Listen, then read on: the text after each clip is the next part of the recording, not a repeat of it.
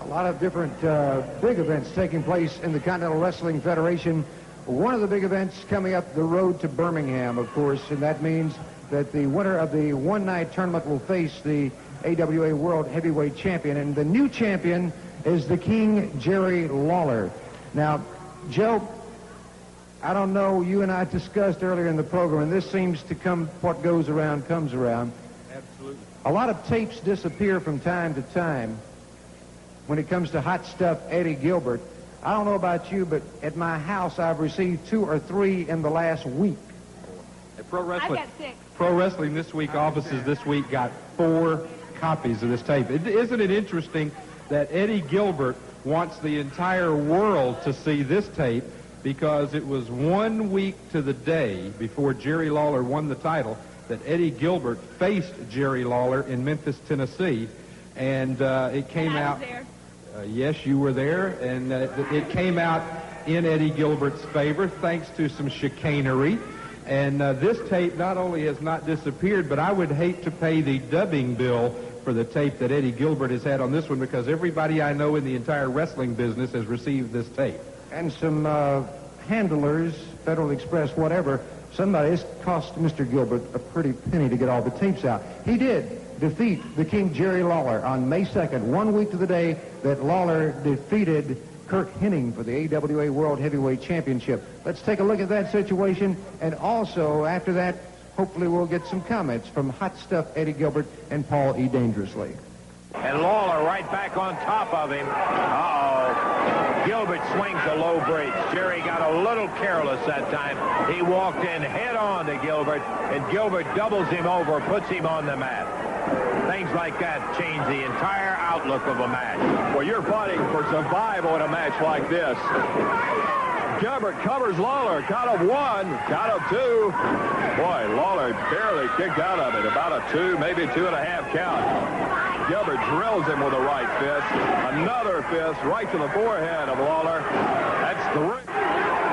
Lawler pile drives. And what is this? Kenny D. With Gilbert down. Kenny D threw powder in the eyes. Lawler down. 1, 2, 3. And Eddie Gilbert in 7:22 is the winner. What is this with Kenny D? Boy, I don't know. I'm totally surprised. In fact, kind of shocked. And right now, Paul E. Dangerously, Hot Stuff Eddie Gilbert, join us at ringside. Boy, what a circus we got here tonight. Hot Chuckles and the Fat Man. You see, you got a tape, and you got a tape, and Missy got a tape, and anybody that I could find on my mailing list got a tape. But you see, the legend of Jerry Lawler once again was proved to be false. Jerry Lawler, it was Paul E. Dangerously and the Dangerous Alliance that shaved your head. It was Paul E. Dangerously and the Dangerous Alliance that took the World Tag Team title from you. And it was this man, Hot Stuff Eddie Gilbert, that one day reached deep down inside and threw fire in your face, just like he did 3 years ago to some ugly guy on TV who now has to wear a mask to hide the scars, named Mr. Olympia. So now you want revenge too, huh, man? Huh? Look at these people in the front row going, shh, don't reveal Mr. Olympia's secret. But you see, man, it's out of the bag. We know your secret, man. And everybody else, now will he be hurt looking for the 10 grand, huh? We got everybody looking for the 10 grand. I heard people are coming down from Texas, from New York, from California, from Minnesota, from Tennessee looking for the 10 grand and Hot Stuff. Do you think that there is a man alive today, especially here in this state of Alabama, that's bad enough to take the 10 grand from us, huh? Well, if there is, I haven't seen him yet. Now, first off, there's one person. Well, we mentioned Mr. Olympia. We can mention Danny Davis. We can mention Tracy Smothers. Oh, yeah, we can throw Lord Humongous in there. I don't care. We can mention Willie B. Hurt. What about the universal heartthrob, Austin Idol? Why don't you step up here, you punk? You want to stick your nose in my business? Well, I'm just the man to do that. But one thing, this is not a happy day for me. I'm glad to see you all got your tape.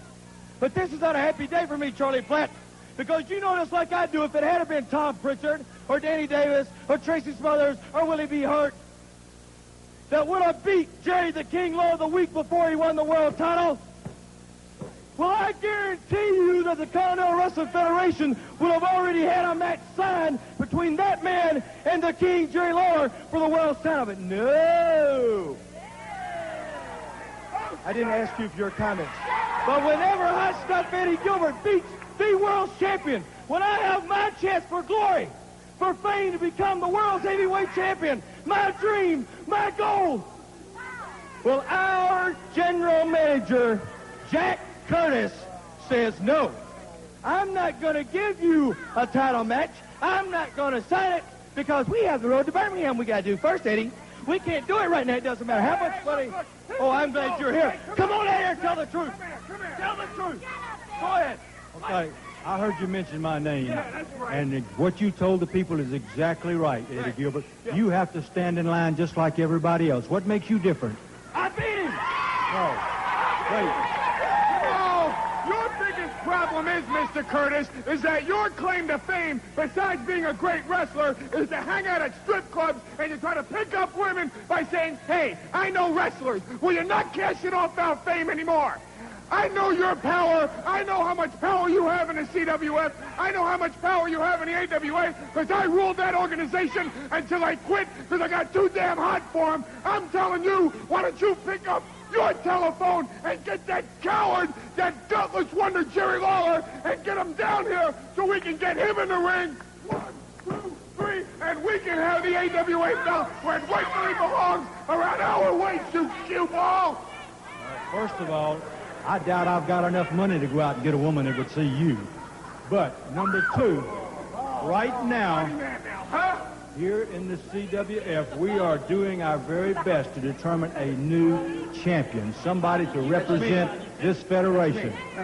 You're not the champion yet, Mr. Gilbert. But he will be. Okay, he has to wait his turn. Isn't that simple? Wait just a minute. Wait. Who do you think you're dealing with? Do you mind being quiet for a second? Let me tell you something. You think you're dealing with the old Continental. You're dealing with the CWF. We're not some bums like the old Continental. We're the new breed, man. We're the 1990s version. We are as hot as wrestling comes.